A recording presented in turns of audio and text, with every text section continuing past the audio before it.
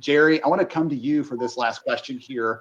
Multiplier is working with so many incredible organizations around the world that are solving big problems, doing great work. You have this unique perspective. What can you tell us about some of the benefits, the policies, the approaches these companies have taken in the last year to really attract top talent? What has been effective in helping them do that? Visualize this. 6 years back, everybody was in office, 8 hours, 9 hours, they will be together. The entire organization experienced a certain persona of that individual, very disconnected from everything else that that individual was. That individual was a very detached creature coming together in your office space, which had a very different vibe. They collaborated, they innovated, they delivered, and they celebrated. And then they went back into their ecosystems. So most of the benefits and policies were centered around that individual in office. The package of individual in office had different groups, subgroups, where he or she created an affiliation. People from the same colleges, people from the same counties or states, people speaking the same languages, people bike riders, people who have kids of the same age group. So there were many affiliations that brought different groups together. And those different affiliations, different groups together created what was the organizational entity. So your entire benefits and your set of practices, policies were catering to that individual in office. Fast forward 5 years post pandemic. Your talent is very hesitant to come back to work. For some reason, some leadership is still believing that they can bring people back to work. It is not a leadership decision anymore. The market has taken that decision. Like no organizational leadership should feel that bringing people back to work, to office, is in their hands. It is not.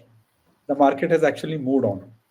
What the organizations now need to do is, as Lourdes said, identify that individual in that individual's ecosystem and create solutions for that individual to join your journey, be a part of your journey, be himself or herself, not become one of you, and yet deliver for you. We have heard very often of England playing great cricket in England because it is their hometown, right?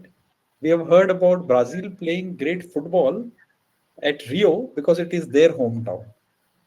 So when the world knows that a team can deliver the best in their hometown, why not allow an individual to work from his home or his family?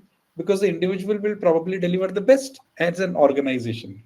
We need to create policies or benefits that align with that. And I'll give you an example. In Multiplier, right?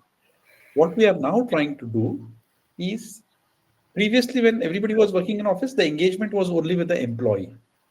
Now we are moving the needle, pushing the boundaries, and we are saying the spouse, the children, and the parents of the employees are also an integral part of our lives because that individual is spending all the time with them rather than with us. So we are trying to communicate with them. In fact, very recently we reviewed our insurances and we are now trying to cater the insurance coverage to beyond the direct family, to parents and parents in laws.